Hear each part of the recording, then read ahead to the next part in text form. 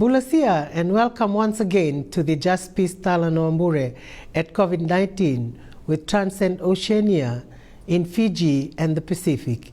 And it's about engaging with our local communities, listening, dialogue, and storytelling for human peace and security.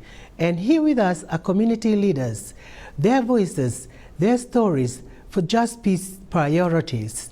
Here at the Central Division, from the village of Nabaka at the Yavusa Navakavu is Mr. Tubavale Hemu the Turaga Mataqali, and the chairman of the Marine Protected Area of the Yavusa Navakavu, and Paulini Saveinakama, the president of the women's group in Nabaka, and Paulo and Baleinakorodawa, who will be the moderator for today's Talanoa session.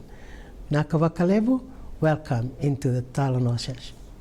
Nisambulo Vinaka, and welcome to Transcend Oceania's Talanoa Bure at COVID-19 on building Justpeace communities in changing environment and climate in Fiji and the Pacific. Welcome, Mr. Tubavale Hemu and Mrs. Paulini Saveinakama.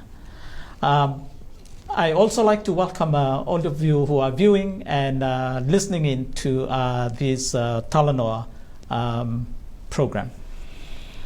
To begin with, we know and we've heard about the interesting stories about the things that are happening in your community.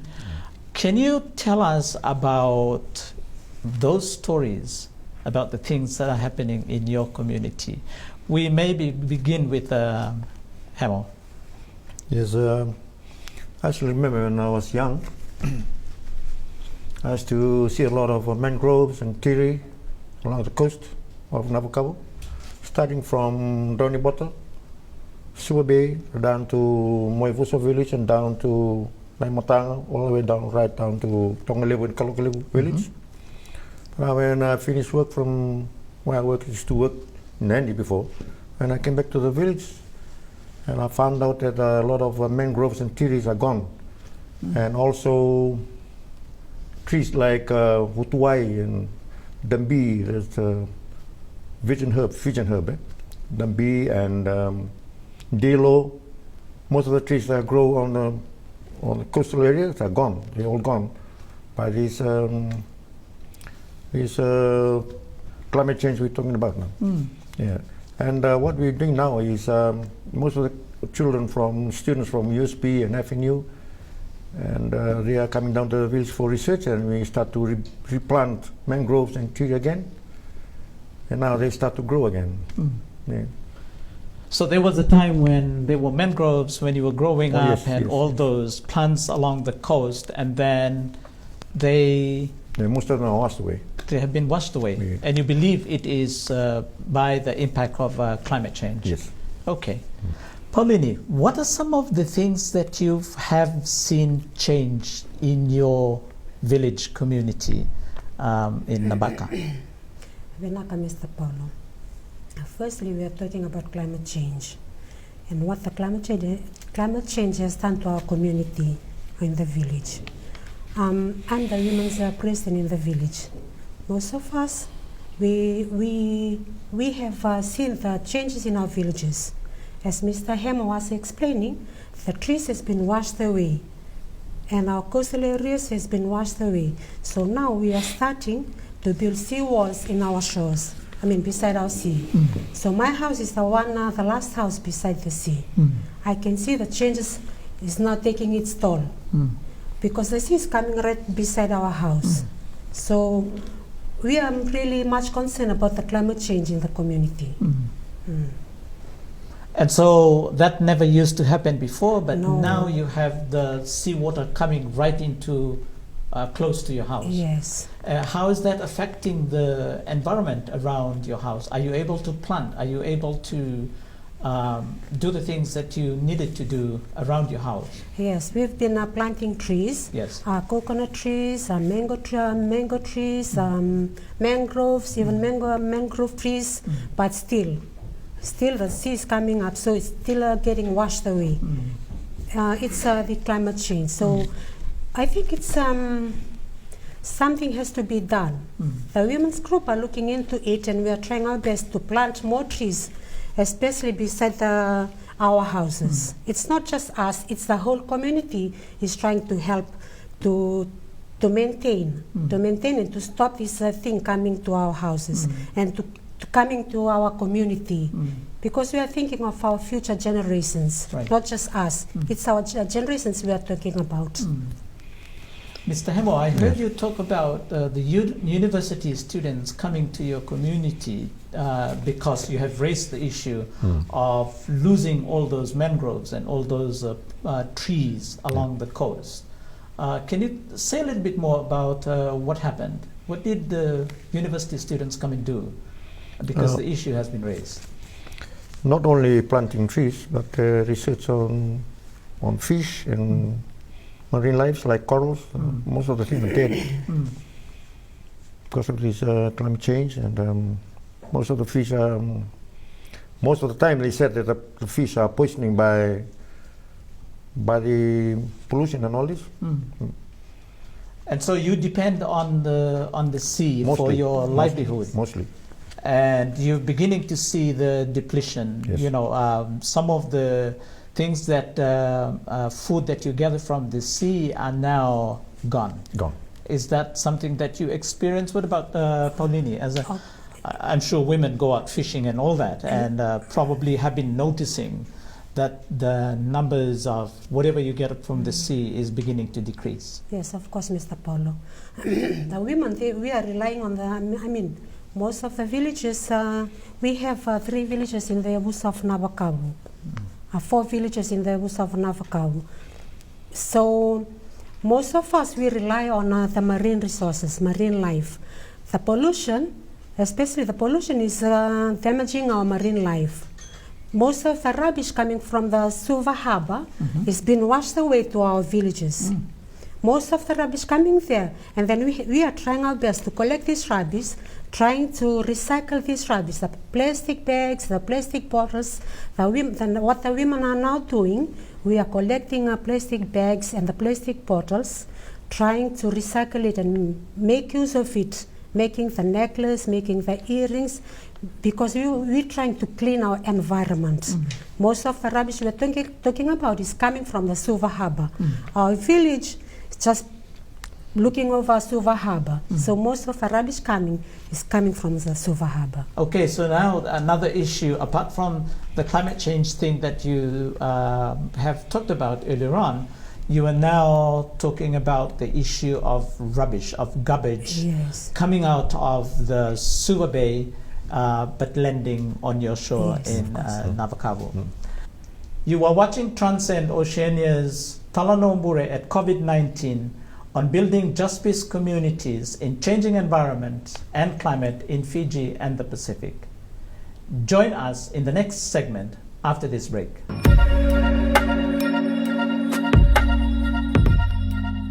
Welcome again to this second segment of the Talanoa Bure at COVID-19.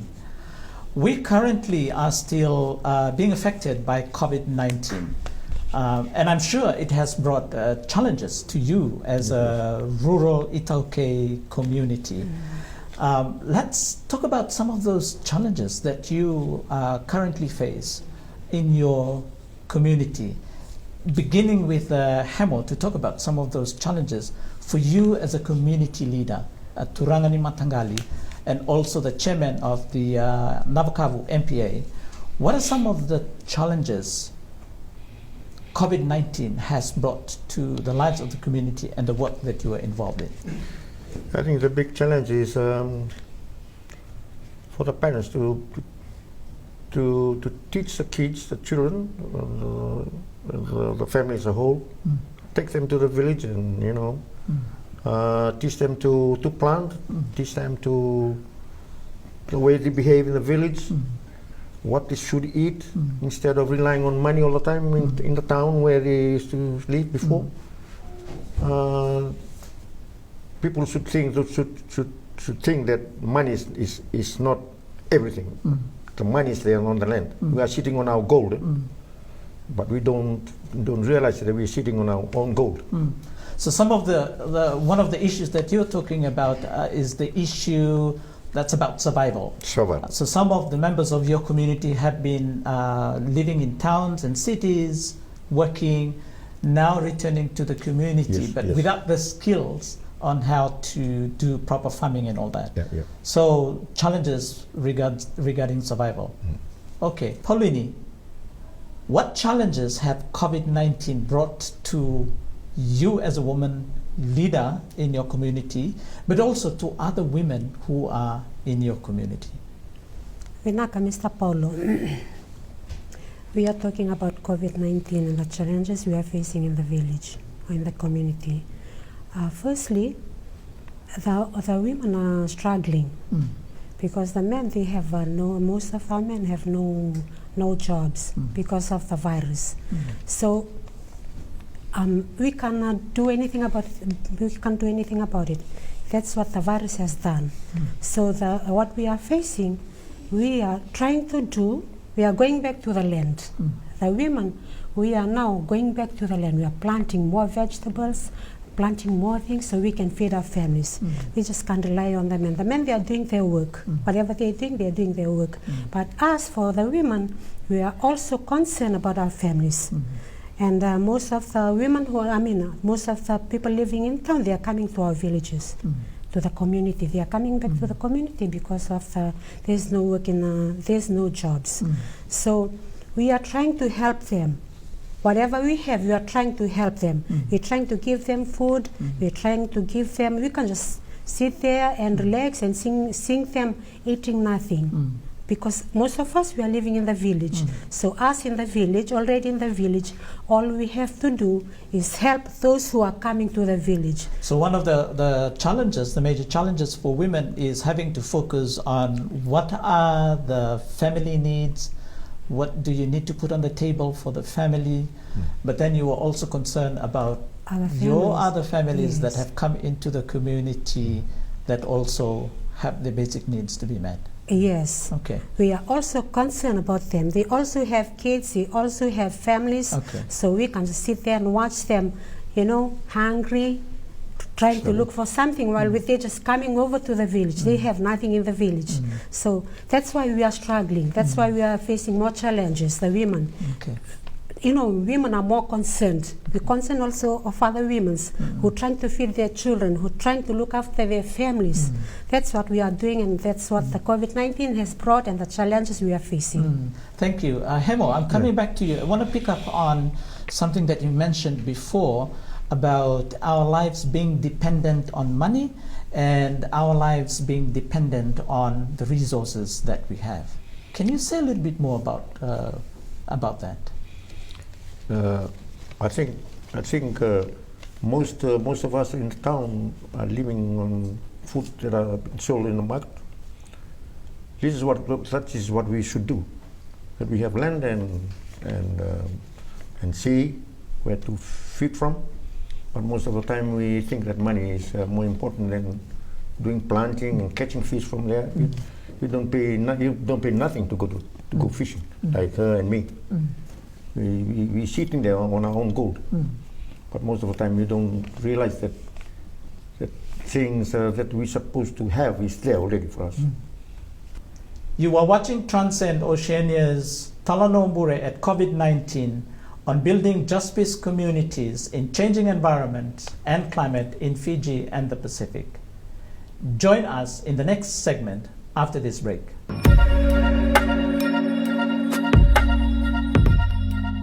Welcome back to this last segment of this episode on Transcend Oceania's Talanoa Bure at COVID-19 on building justice communities in changing environment and climate in Fiji and the Pacific. Mr. Hemu and Paulini,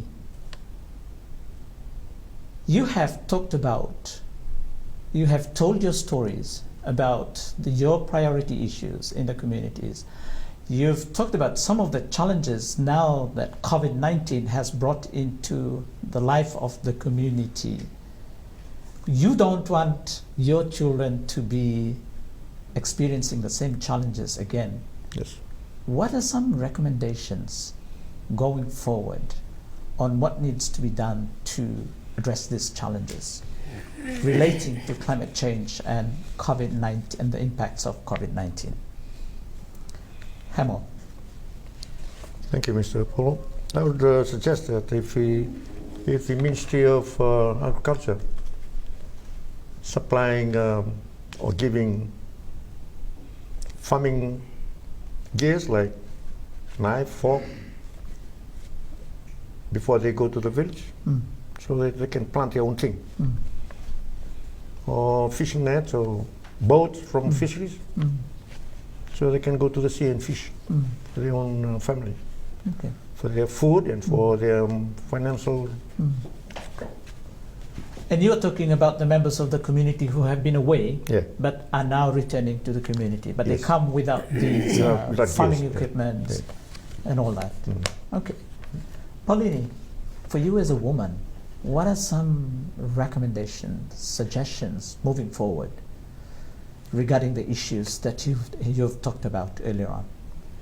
Okay, Benaka Mr. Paulo, talking about the COVID-19 and the climate change. I think I'd like to, for talking about climate change, we need to teach our children how to look after the environment. And also, I'm asking the Suva City Council to look into this, the matter, the throwing of the rubbish to the harbour, the rubbish that's coming to our shores, if they can just help us by taking our rubbish from the village to the rubbish dump. If there's a way they can help us, we are cleaning our shores.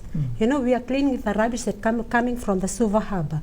So the only thing if they can do is just to help us by taking our rubbish to the rubbish dump or the rubbish site. And also about the polluting of the marine lives. All of us, we are relying there. Something has to be done. The USP students kept coming there, do some workshops. We've been going through a lot of workshops, but still, nothing has been done to protect our marine life. We are relying there. All we are asking, something has to be done. From the government or from whoever else can help us to reduce the rubbish coming from there. We are relying on there for our food and also for our finances. Most of the women living in the village, most of the women in those, in those 3 villages in the community, we are relying on our marine lives, Mr. Paulo. So what are some of this rubbish that gets collected up on the shores of Navakavu, and particularly in your village in Nabaka? Yes. What are some of those types of rubbish that gets collected up to the shore? Okay, it's not only plastic bags and plastic bottles, it's also the fridges, the timbers, whatever, bigger rubbish, the timbers, the fridges, mostly the plastic bags and the plastic bottles, the containers. That's the thing that coming from the harbour right to our shores. And you are asking the authorities concerned to help you. Yes. Because you've been collecting rubbish and all that, but where do you take your rubbish to? We just bury it beside our villages. The only rubbish that they've been coming to take away when there's a campaign about the dengue fever, that's when they come to take our rubbish. But otherwise you bury it in your community. Yes. Do you think you have still enough land to keep burying the rubbish that keeps washing up to your shores? No, that's the issue we always talk about in our village meeting. The problem, the rubbish. We have our rubbish. Every household have their rubbish. Yes. And then this rubbish coming from the harbour, that's the main problem with us. We don't have enough space in the villages. We don't have enough land to bury those rubbish. That's why we are asking the Suva City Council if they can help us just coming to the village and take our rubbish to the rubbish site. That's it. Lami Town Council, is that part of your district? Yes, it's part of our district. I think Yavusa is doing some talking with the government and the Suva City Council, but I'm just talking about my community. Right. My community. So that's why I'm asking the Suva City Council if they can help us just taking our rubbish to the rubbish site. Okay. And in terms of climate change, with the issue that you've talked about, you know, the seawater washing up right in front of your house and it keeps seeping in. What are your recommendations? What could be done? What could you do? I have heard you talk about planting trees, which is good. Is there any other thing that you think needs to be done? Seawall. Hemu? Seawall. Yeah. Building a seawall in front of your community. And there's another pollution that polluted our marine area is the spill oil from the boat, and all the boats are sunk on the reef. Government can't do anything. They can't pull the boats out. It's still there till now. And so the oil spills are coming out from those sunken vehicles? Yeah. But also, what about the big vehicles, the big vessels that come into the Suva Harbour and go in out and out again? In and out, yeah. So you often see oil spills on on the seawater around your place. And thank you again, viewers, for joining us in this episode.